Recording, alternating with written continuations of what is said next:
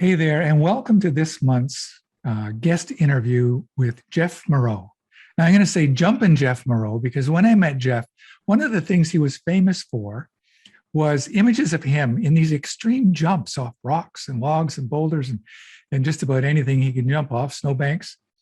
And they were fun pictures. And he's a really he's fun and friendly. And Jeff, thanks for coming on and sharing your love of photography with us, especially as it has to do with night sky and astrophotography. My pleasure. I'm glad to be here. It's been my photography journey since I first knew you has been a wild one. I'm glad to be here, and yours too. Seeing your work from where it was to where it is. Not that it's. I think I started way lower. I had a lot more region to go up, but it's still been cool to see what you've been doing.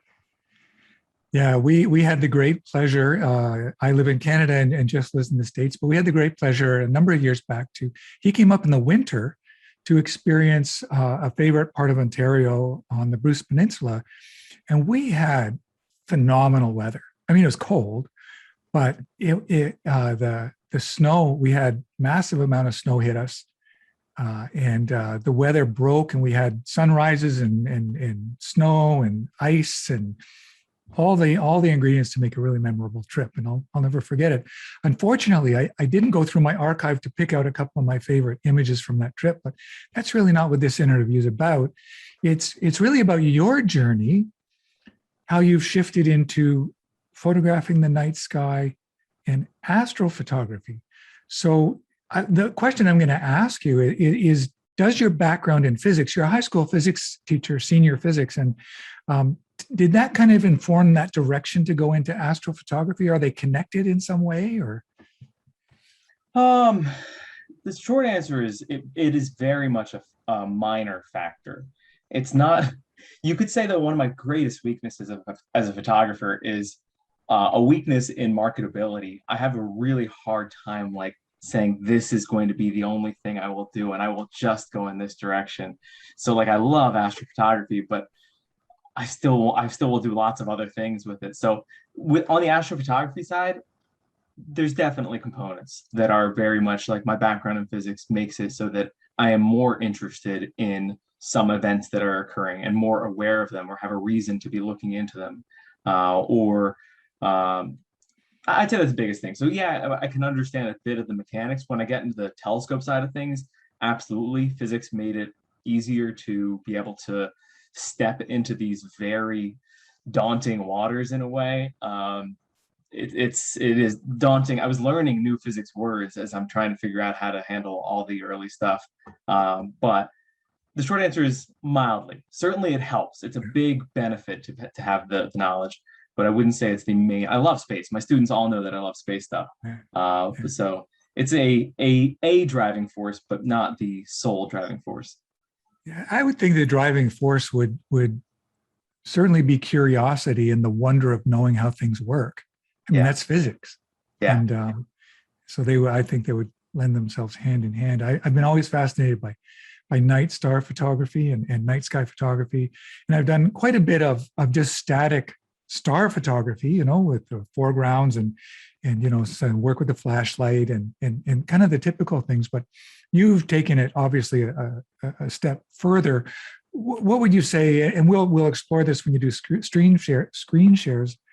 But fundamentally, what's the fundamental difference between just taking pictures of the stars like the Milky Way with your 35 millimeter camera or mirrorless camera or DSLR and what you would call like we would call it deep space or astrophotography? What are the differences? no, it's a good question. A large part, it's what you're referring to, at least in the communities, and I'm gonna later on with what I prepared be pushing communities is a big piece of this. Being like getting into the right communities, as even you and I and many of these people are aware that like communities drive content and communities answer questions. But within these communities, what you were referring to is usually considered wide field. So Milky Way Okay. and full big scapes there is considered wide field. And then with the stuff that I do with my telescope is usually considered deep sky. But then there's even a separate little kind of in between. You kind of go almost a very different or largely different route if you want to do strictly planetary. So when you're going to go a road like, hey, I want to go with a telescope, you're either saying, am I going to shoot deep sky objects like nebulas and galaxies and clusters, or do I really want to focus on planetary? And planetary, of course, would be mainly your planets, things with the moon, and even solar stuff. Yeah. Separate filters for solar, but that would be the in our solar system things as opposed to the deep sky stuff. Okay. Yeah. Well, that makes it pretty clear. So there's seems to be compartments, but they kind of blur over a little bit, especially in the deep sky realm. Yeah. Now, how long have you been really focusing on this? Like, not a really long time. Like, I've watched this journey kind of unfold, and you've got two journeys unfolding around the same time, because you have a 2-year-old, and it started a little over 2 years ago. Like, how do you manage that? I guess that's when kids are sleeping, or that's when you can do your photography. He's hopefully sleeping in these hours that we're doing this, or that I'm doing this. But I truly purchased or ordered the telescope in March 2020 as COVID stuff's going down, and some previous gig for the last 15 years. Just about everything photography related, I've tried to have be self-funded. So get a gig, buy a piece of equipment. Get another gig, buy another piece of equipment. So I bought a decent, but truly, I mean, I don't mind throwing this number out there because the telescope I have, and the only one I've had, was less than $250. It's not like I got this mega, like thousands of dollars rig, which they do exist, very much so. But I got a $250 telescope at the beginning of COVID stuff in March 2020. And then it was truly until, I want to say, September 2020, where I'd gotten to the point where I could start to take good pictures with it. So only been a solid year. Well, it was a intense 6 months of like lots of troubleshooting, lots of reading, lots of learning, lots of understanding 3 different new programs that were not in the Adobe suite or not in any sort of things I'd ever worked with before. And then it really was, I put the order in March. It was like a month or two, so it was actually here, but then it was until September that I was really able to fully say, I know what I'm doing, I understand this, and I can take decent pictures. So that's and I'm going to do my best too. As you mentioned programs or ideas, I'll probably put things into the comments, because I have worked with a couple of programs that I found extremely helpful, but haven't taken it to the level that you've taken it to. So that's why you're here. You have some slides prepared, sure. And I'd love for you to kind of walk us through what you have prepared for us. And I really enjoy seeing images and hearing explanations, and that's really going to help my photography community, who this gets shared with right away, and then to the YouTube audience who's going to see this as it gets posted. So I'm going to hand it over to you, Jeff, and keep you spotlighted and let you do that screen share. Sounds good. I think we should be all good here. Can I get a head nod or thumbs up that this works okay? Yeah, okay. We got it. So what I want to do is kind of show, so these are various images, many telescope, but then some Milky Way stuff. But to get to the point where, does my mouse show up? Yep.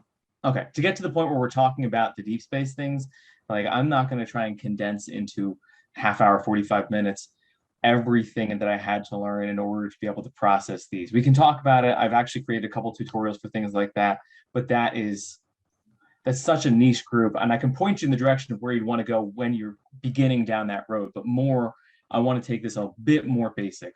I was starting with figuring out those stuff, and to get to the point that I'm even doing basic Milky Way stuff to the bottom left or top right, or these are true millisecond exposures with the moon.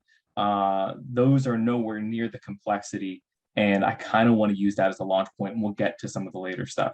So I broke this down into 3.5 things that I think you should know before you start to shoot. So if you're trying to get into shooting stars, my 3.5 things for you, I'm going to minimize you guys so it doesn't show you there. Hi, thumbnails are perfect. 3.5 things you should know. First one is probably the most straightforward. Is it summer? And I'll expand on all these points in detail. Second one, how dark is my sky? 2, how bright is the moon? And how clear is the night? They're separate components. They're not at all cases where I would say none of them are full deal breakers, with the exception of like it's pouring outside. So these are things to be aware of and to check on. So as I'm thinking about this first one that I call 0.5, I say it's 0.5, only a half of a thing to check before you're getting into this, because you can shoot any month of the year. You can shoot any night that you have some sky for it. But the thing that people love to get into first is going to be those Milky Ways. It's going to be those actual action in the sky apart from stars. And it's a very important thing to realize. You can only do that in a limited number of months.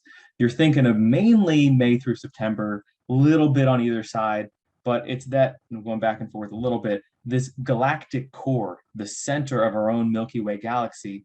It's in the region of the constellation Sagittarius, and that, which is sometimes referred to as the teapot, that is only up in these summer months, at least in the northern hemisphere. In the southern hemisphere, I don't know if any of you, if you have southern hemisphere people, it would be different. I'd be flipped around. But the galactic core, which is the most intense, where the biggest excitement is only up for these handful of months.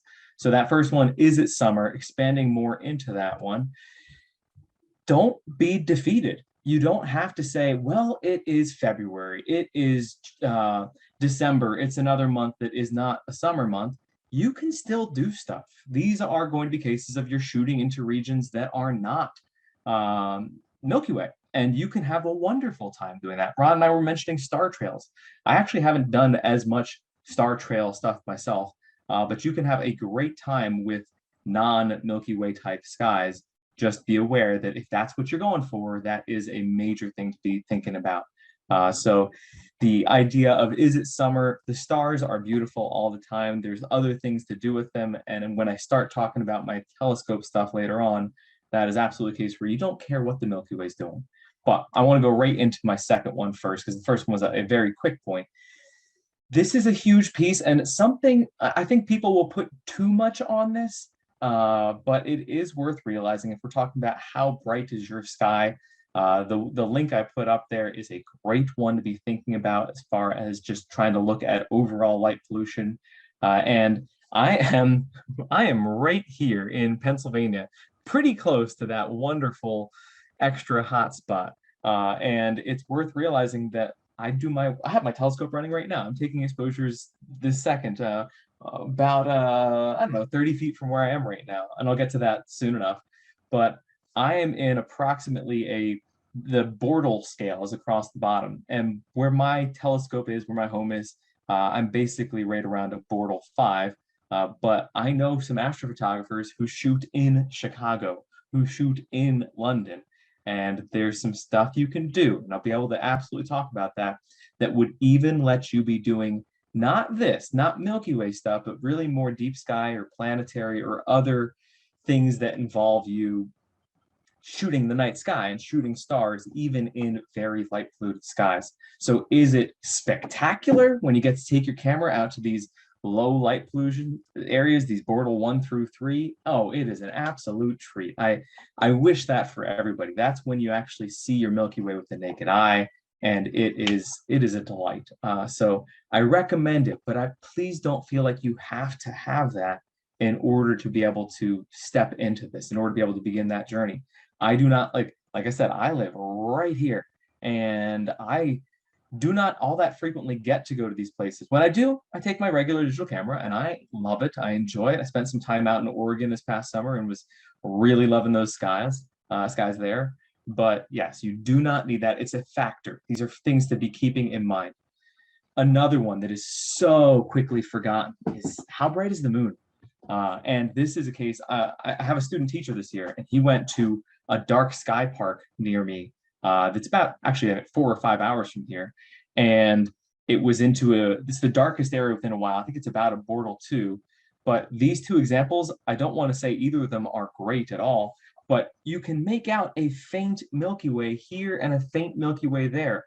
Both of those are truly the settings that you would be using on the camera to get a beautifully deep, bright, vibrant Milky Way, but you got a big moon that is so bright. And I don't care how low your light pollution is, what your Bortle class is, that moon, it creates shadows. It is extra bright. And it's not to say that half the month you can't shoot But if you're saying, I really want to catch Milky Way, or I want to do anything with stars, you need to be aware of what is the moon doing. Uh, and yeah, that's just such a big point. Like this shot was truly, was this last weekend? Yeah, this was last weekend. It was somewhere else that was actually, I think it was around a Bortle 2 or 3, so very low light pollution. But that moon, which I'd partially obscured with the tree, but there's no way I was going to still block all what it was doing in the sky.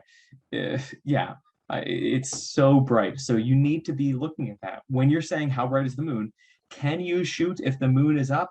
Yes, as long as it's not full. If you're within about 3 days of full, you'd have to be pointing in the opposite direction of the moon, and it's very, very bright. So there's a couple days near a full moon where its brightness is just incredible. And I want to go ahead and say, again, don't feel like you can't shoot stars. That's when, as a photographer, you're going to do landscapes with the moon. You're going to do moonlit landscapes. You're going to appreciate that the moon can do things for a photo. You might turn up that, narrow that aperture, get it up to f11 or so, and see that you can get a nice moon burst, and then let it light your surroundings there. So don't make it feel like you are defeated and can't do stuff in the middle of the night just because there is a bright moon. Appreciate that you can walk by the moonlight, and try to experiment with, yeah, maybe changing your aperture. We're going to be talking about that in a little bit. And wide open is usually what you would want, but when that moon is bright, which is a factor, that's something you're going to want to be considering. And on the brightest of moon days, you really do get a distinct shadow from it. And I'm going to be one who, especially as a physics teacher, who super tries to downplay and get rid of talk of supermoon. Supermoon, supermoons are way less super than people will have you think. Supermoons are usually saying the moon is like several percent I'm brighter. with you on this one. It drives me crazy. Yeah. I'll just go into my archives, pull out a moon, make it look a little bigger. If you're talking about how big it is, like the exact diameter of this piece of a moon right here, when you're talking super versus the other end, which nobody likes to talk about, is actually called micromoons. And the difference between super and micro would truly be, I wasn't trying to make it this way, but maybe that if this one was micro, then with the exact same settings, it might, I don't think it quite would, might reach to the edge of this black border. We're talking about that percentage difference of this would be micro and then as wide as this full black border being supermoon. There's a notable difference in brightness, but they're all bright. And I'm going to keep on going through here because we're going to get to some hopefully pretty good stuff. And I want to make sure I give time for a lot of questions too. So I really want to say the moon, if it's bright, use it. Just don't be, it's going to make it so you're not going to get Milky Way, but it will light up the landscape. It's going to give you the options to use the area around you differently. You can get lens flares, you can get whatever you want with it there, but realize that if you're saying, I want to see the Milky Way, I want to shoot deep sky, or I want to shoot anything that's more than a mild amount of stars, the moon, you need to be aware of it. You need to be saying, what is it doing right now? Is it full? Or if it's half full, where is it in the sky? Because depending on where and how it's half full, it could be half full and not coming up for 2 hours. Awesome. You got plenty of time to work with. So be aware of what the moon is up to. And that is something to just add to what you're checking on. And the last one is how clear is your specific night? And it's interesting. I want to go back even to my first screen in a minute and almost do a recap for how things change with a telescope. But for me, Coatesville is the nearest place that I could find to me in Pennsylvania that had this nice little graph. I'm looking at this. I was looking at this tonight before I actually was setting up my telescope to say how clear, this is Sunday night here, how clear throughout the hours of the night is it? And for what I'm doing right now, I want to see cloud cover, I want to see transparency, and I want to see seeing. Darkness is just saying, is it dark outside? So it does look a little bit at stuff with the moon actually, but it's mainly, is it dark? These are other factors. I know up in your region too, but we've had some serious smoke.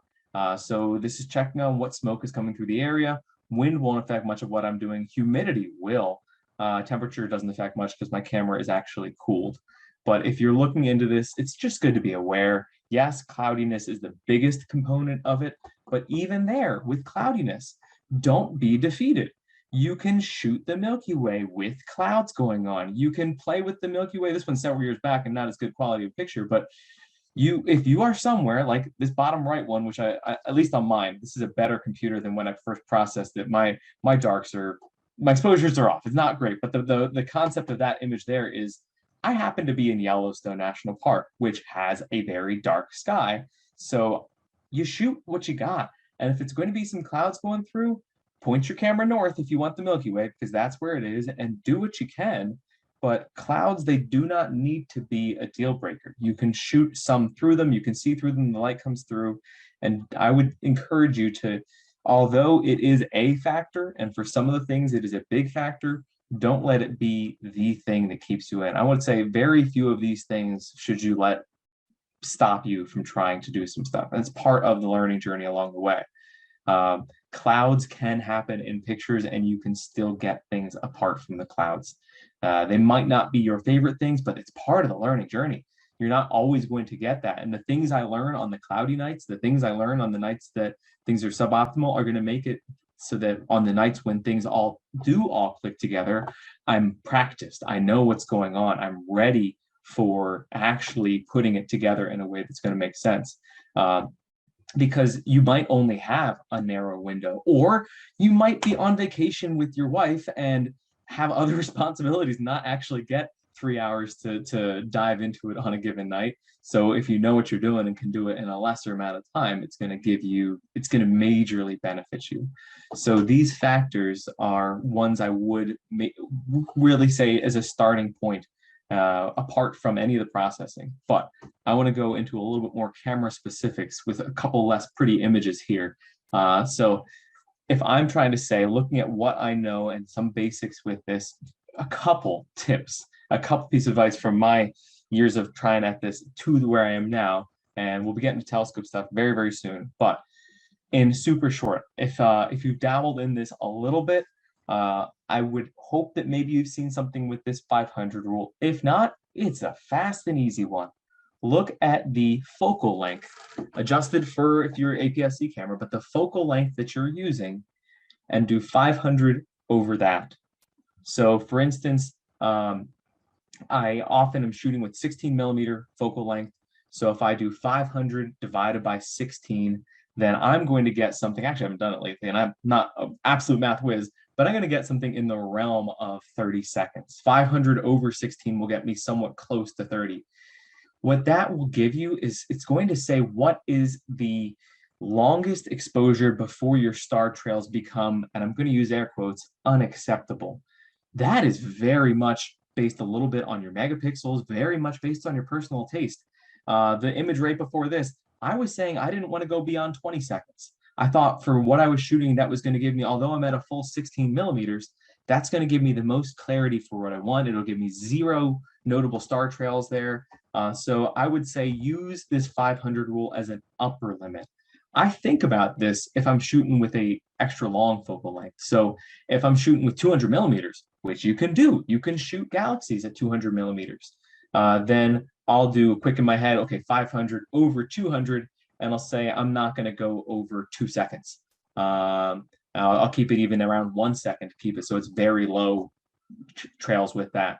So it's saying if you don't want star trails, 500 divided by your focal length is going to be really what I'd say should be your absolute limit for how long your exposure is. Next one down, know your ISO limitations. Does 1600 produce a good image on your camera with low noise? Can you go to 6400?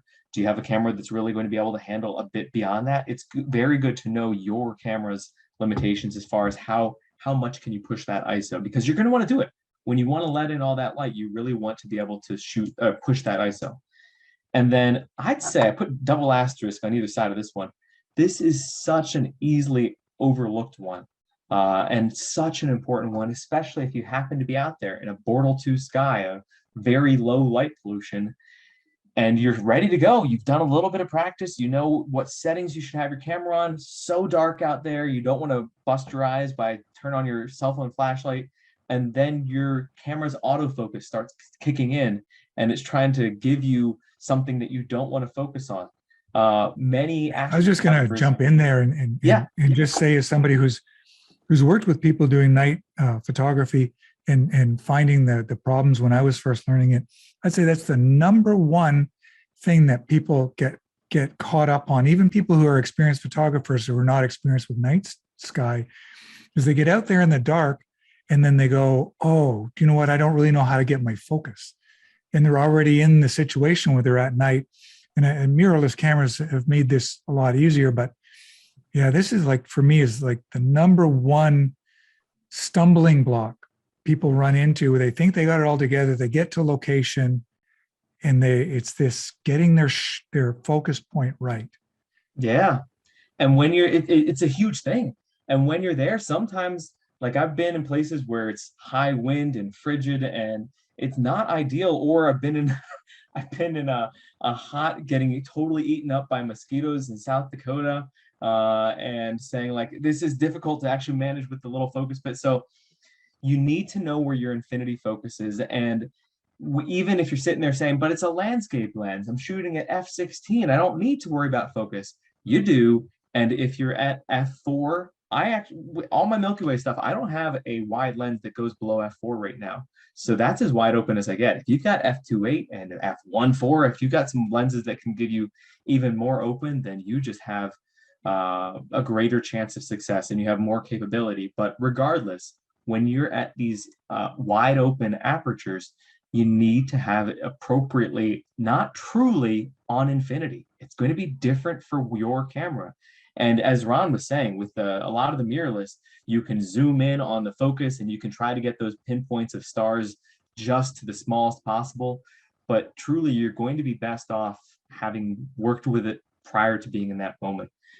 Focusing on the moon is actually a wonderful thing to focus on. You can find out how clear your distant focus is with that. But I've known photographers who will put a little tape before they go out for an astrophotography session so that they're already in the right spot, or make a separate little notch or a mark. Or on mine, it gives me a digital number of, like, if I'm focused on one of my lenses, if it says 167 meters, then I'm saying, okay, that's the focusing distance is actually perfect for one of my lenses there. So whatever it is for your lens, figure it out before you get there. Know where your infinity focus is, because if you're at that wide open, that is going to be crucial. And the last one on my quick shooting tips or advice is, I hope it's an obvious piece here. Yes, you're going to want a tripod. You're going to want a stable tripod. And even with a wonderful stable tripod, I'd highly recommend having a little bit of a remote trigger, or without a remote trigger, there are plenty of times I'll just use the 2-second delay. I'll set it so that there's no, your hand will make a significant difference. Even with a wonderful tripod, if you're saying the exposure starts the instant you push down that button, then you could be negatively impacting your results there. And even just a 2-second delay can really improve what you're going to get out of that.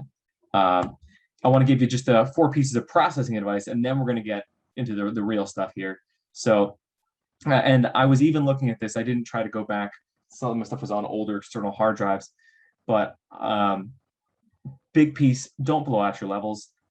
Even if you're saying, well, I'm not in the darkest sky or don't have the best conditions, you're not going to process a picture good if it starts off with not ideal conditions. So I would say that's a big piece, is don't try to, you might see detail there, but don't try to pull it or push it too far. Noise reduction, yes, is great. There's even I haven't used it much there, but there's a couple of different noise, even just plain old Photoshop and Lightroom noise reduction.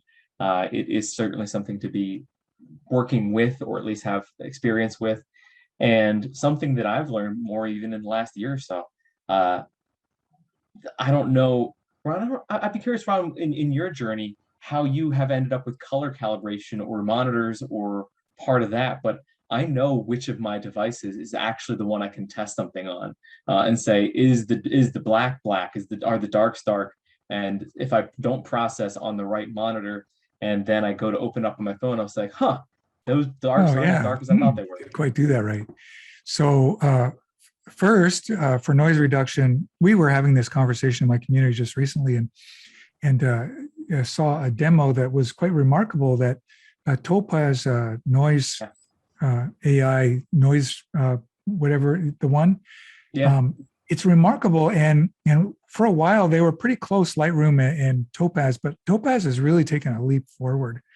When I saw the results right on some images, right now at this point in time, in September of 2021, the Topaz AI noise reduction is one of the best I've used. You can do it in Lightroom, no problem, but there's something about it. It just does a better job. I would agree. So to the other part, to make sure your darks are truly dark, there is no magic pill except the more you invest in a monitor that's properly calibrated, the better you're going to be. Yeah. We run into this an awful lot in the communities where people will share an image and it's green or it's pink or it's not black or it's what's going on. And the first question is always, is your monitor calibrated, and do you have a way of comparing it to another device? Because if you only have one monitor, and that's all you have no reference point. But if you have a couple of monitors and maybe a tablet and a phone, then you got a few ways to see what your results are like before you get to your final, So that's not a technical solution, but mine is I have two monitors. I always keep one more updated. As one gets older, it gets moved to the right, and I don't trust the one on the right. I just did a new calibration, and my right-hand monitor is just not quite giving me true blacks anymore. And you can see the difference now. And so monitors age and they lose calibration. And invest what you can. Your monitor is very important. Yeah. I think it's something that can work against us a little bit. Some of your newer phones will blow out saturation and will blow out brightness, and they're not calibrated, but it's a tough place as a photographer. Calibrated or not, that's what people are using. So if the things are looking like, you have to be at least a little bit aware. But yeah, I'd say there are photos, even some of the ones that I tossed in here real briefly from years back, where on what I was processing on, they look perfect. I looked at them now on a better monitor and say, oh, I need to go back and fix some stuff in that one because that is not how I thought it was. But the last piece of processing advice is really the first dip into where things start to get a little bit more crazy. And that is shooting darks and flats. Just a quick yes or no, Ron. Are these something that you're aware of? You're muted. There we go.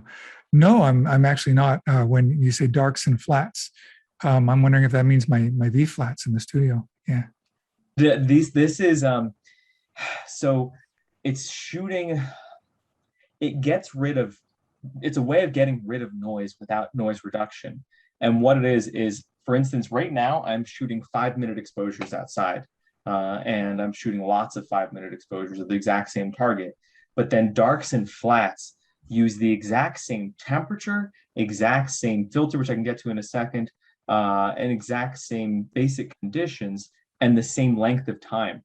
But it's basically the darks are you shoot with lens cap on. And you can do this with your digital SLR too. So you give a full body of 20 to 30 images of, if I shoot into truly black for the appropriate amount of time in the appropriate conditions, what happens with my camera? And then you use some software like the kind of the standard Deep Sky Stacker that takes 20 different images of the appropriate exposure time and says what happens in your given camera with your given sensor at that given temperature for that amount of time to an image. And then it tries to subtract out some of the imperfections of what's going on with the sensor based on saying, what does your camera do over the course of whatever length of exposure? Let me share a really quick experience when this happened. I actually now realize I do know dark frames, shooting dark frames. I haven't done it, but I've heard of it. But when it's darks and flats, I didn't quite get. I went on a trip to Africa a few years back, and my D850 was brand new. And people had been saying, oh, I got a D850. It's really great for night skies. And I had a D750 with me as well. And I went to this ancient baobab tree in the African area there, and we did these dark skies. It was an unbelievable night for Milky Way over this baobab tree, baobab, however you say it. And I shot with my D850, and I was doing some vertical panels. Mm-hmm. And I thought I had just absolutely nailed this, And when I got it back to the computer and I looked, my darks were full of pinholes, these white speckles. Of course, it was really hot, right, in African Mhm. evening, and I hadn't tested the camera, and it was unusable. And I thought, how can people be raving about this camera? It's awful. And I went back the next night and shot it on the D750 and got some great results. But if I had understood this part, first of all, dark frames and how my camera performed in the higher heat, I would have made different choices. So So, if you had been, or if you still had the D850 and you could go and produce the same heat and then just truly leave your lens cap on and take a whole series of photos in a true dark scenario with your lens cap on, then that's what would go, that'd be the darks that go into a program like Deep Sky Stacker. Flats are actually shooting at basically a white surface. So whether it be a white panel or shooting into, they recommend if you're putting even a white t-shirt over and pointing toward the bright area there. And I'm not trying to go fully down this road, but it's the idea of look at what your camera adds in when it's shooting in the dark, look at what it might add in if it's shooting into the light, subtract out the unwanted piece, and then you're left with what is truly there in an image. So that's where, and that can be, you can do that with just the digital SLR. You don't need an astrophotography camera, you don't need a telescope. Even Milky Way stuff, absolutely Milky Way stuff, can be improved with that. Now, it won't be Milky Way landscapes because you're not going to be able to do repeated exposures in some of the ways there, but they recommend stacking a lot of images on top of one another to get rid of some of that noise. So I want to go from here into beginning to think about what happens with this, because if you are where I was 2 years ago, saying to yourself, okay, I've done what I can with the basics and I'm hitting the walls that I want to, then I want to say, how do you take it past Milky Way? How do you go, what steps do you take if you really want to go past where you were? So at the top here, if you're saying what could be what you want to do next, if I were trying to go further down this road, I told you my best aperture for basic stuff there, apart from my macro lens, is f4. I don't have some super wide open. So yes, there are great astrophotography lenses that will get you down to 1.4. There's some new ones, even 1.2, f1.2, and then you need less exposure times. You can get more light in. They're great. If you're saying, well, I was already looking at getting a camera that can do higher ISO, then yes, that's certainly worth it. Tracking mounts. I'll show you. I think my next image is a tracking mount. There are $300 to $500 things, little engines or motors you can put onto your tripod that are going to counter Earth's rotation. And if Milky Way or even minor deep sky, this is kind of basically your pre-telescope thing you should consider, would be a $300 to $500 tracking mount to counter Earth's rotation. You can shoot galaxies. You could also say you could mod cameras. I'm not going to get into modding cameras because there you can change the actual sensitivity to different wavelengths. But as I said, my entry telescope that I still use was not an expensive telescope, but then to fully go down that road, it does get more expensive. I now have an astrophotography monochromatic camera and narrowband filters, which are going to be things that limit it. So only 7 nanometers of light, which is it's basically one specific color that comes from things, different gases being superheated that is going to be coming into that at a point in time. So regardless of which route you're even thinking, even if you're just saying, well, what's a good astrophotography lens? Or what's the best astrophotography camera? Or I see several different tracking mounts. As I was mentioning with Ron earlier, there are wonderful communities. And I'll be happy to take questions later, but just in general, how did I learn this in the last 2 years? It's been through wonderful communities where people will answer your questions, where they have those that have been down this road. Remember the stepping on board the struggle bus and trying to get their way through this and are happy to help out with that. So I put a couple of my top resources. I started off in this astrophotography subreddit and Discord server with that, and they were so very helpful. They got me up and running for a while. And more recently, I've been in a smaller, really Discord server, and they do a lot through their Instagram group as well. That have been very opening and welcome and happy to answer questions, and just a good community for that. If YouTube is your thing, there's a guy named Astro Backyard who's actually, Ron, I think he's in your region. I feel like he's not that far from you. I think he's Toronto area. That does a lot of good YouTube tutorials and videos and how you go through even just a given night with. He does a lot of digital SLR focus. Has gotten into some astrophotography cameras, but he has his own separate Facebook-based community that is also involved. So those are my early pieces of advice with this. I do have a not that fancy tracking mount that I can put my digital SLR on, and that really makes a difference. So then you can just throw out that 500 rule. You can say, I don't care how long the exposure is going to be because Earth's rotation is now being countered by this little mount. So as long as you tell your mount exactly where Polaris, the North Star, is that the whole sky pivots around, then put your exposure times what the sky can handle. If you're in a very dark sky, then you can handle several minutes worth of exposure and you can get a lot more out of that. So that is definitely a less expensive compared to some of the other routes, avenue you can take if you want to dabble, if you will, with this, but it's one step in that direction. This is just the black barrel, if you will, my 150 millimeter, about 6 inch, about 5.9 inch reflecting telescope that I have. The gadgets definitely take that beyond the $250 mark there, but the telescope itself was only around $250, and I am in suburban Pennsylvania. There's a street light this close to where I set up. It is basically this exact spot in my yard, looking like this right now, shooting a separate nebula over in this region. It'll be running for about 5 hours straight before I switched over to another target. And this is what I do now, but I've had to learn all this throughout that. And with just a telescope and a digital SLR, you can still enjoy the moon. You can still, I've got one marked in my calendar for about 2 months. No, not 2 months, 2 weeks from now when I'm going to see another space station transit. These are all the International Space Station going by in front of the moon there, little millisecond exposures. The International Space Station truly took, I think it was 0.63 seconds to cross the entire surface of the moon. So this was just my digital SLR hooked up to my camera, firing off 11 frames per second to try and capture it as it went through. There's a lot you can do with a telescope and a normal camera, but as I'd mentioned to Ron, right after I got the telescope, I also got a decent photography gig that let me fund the astrophotography camera. And once you start to get into the realm of astrophotography camera, then it's the one I chose. The route I went is a monochromatic, which it really increases the processing because you only get one black and white channel at a time.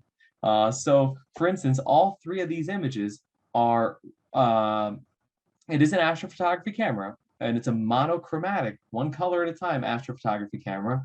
But for these three images, I'm shooting red, I'm shooting green, I'm shooting blue separately. And then I'm combining red, green, and blue, putting them in the red, green, and blue channels, treating them and processing. And it's a long process. It's involved, but it will produce significantly better than my camera ever could, partially with the limiting of what colors are going to come in. But the main reason why I got a monochromatic astrophotography camera, they do have full color, is for narrowband.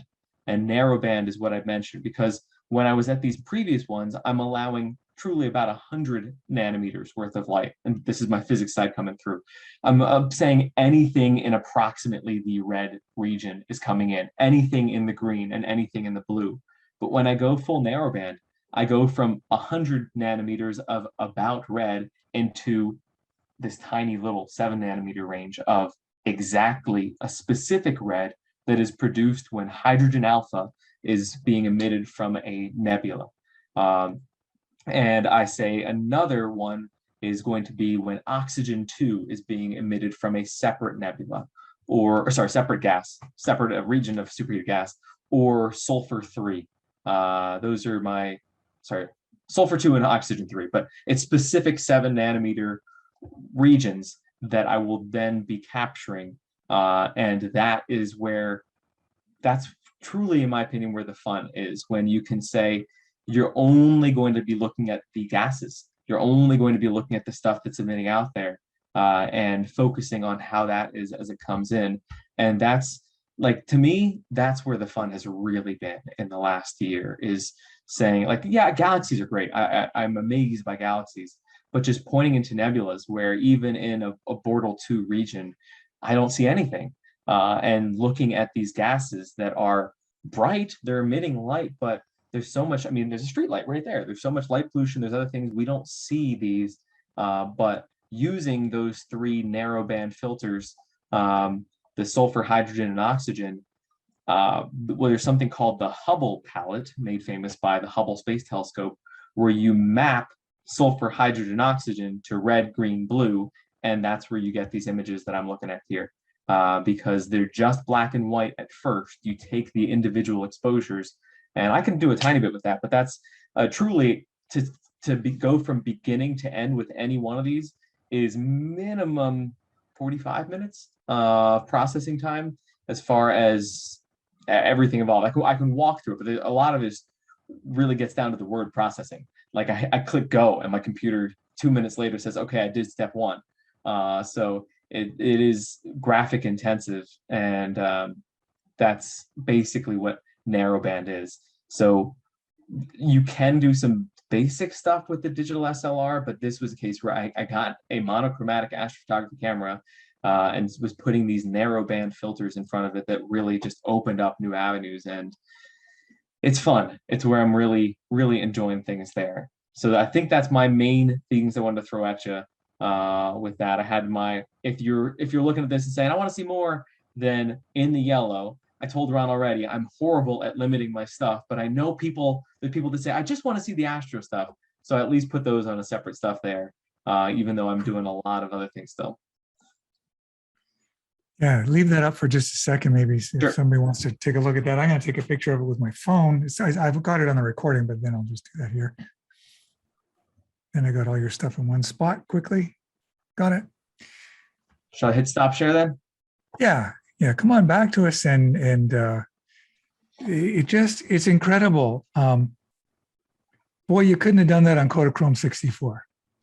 That's we couldn't do much with reciprocity factors and the failure of the ability of the silver halide to record light on an emulsion. So, wow, what a thing that this digital medium has done for us in the ability to be creative and to discover new worlds.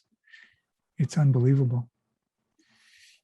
Yeah, thanks for that presentation. Just for myself,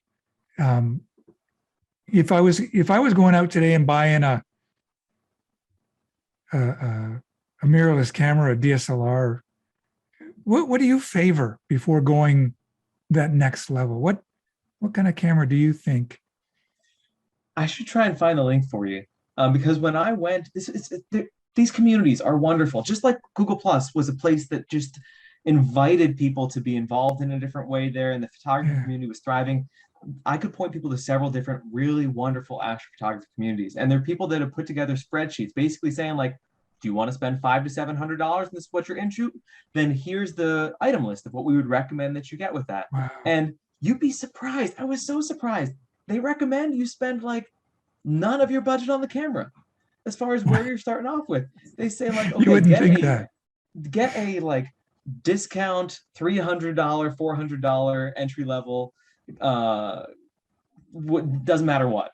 So like get the basics, and then that's not where they want your money. If you were just trying to say, I want to dabble with it a little bit, I think the community, and don't quote me too much, but I'm pretty sure they're actually going to point you to a Samyang f1.4 90mm lens, something like that. There's one that's like, if you want to get into this, get this very wide open lens that'll really actually let you start to, like, you can just use that, and it's not a telescope. It's only like, I think it's a 90mm there, but it's a low aperture. I want to say it alone would go for $500 to $700. But they're saying if you want to dabble, get yourself a tracking mount and get yourself a decent lens, and they don't care.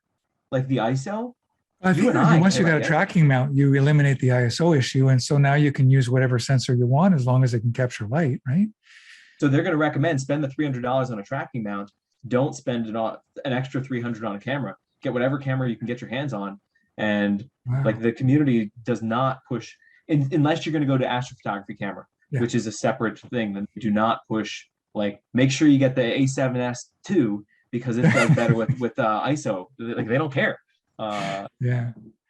Well, I'm gonna say we're gonna move into Q&A just for the community. I'd like to thank you for spending that time. This is the portion that's gonna be on YouTube. So if you are watching this on YouTube, I'd like to thank you for joining us. I'd like to thank you, Jeff, for giving us such an information-rich introduction to night sky photography and astrophotography with some incredible inspiration and images.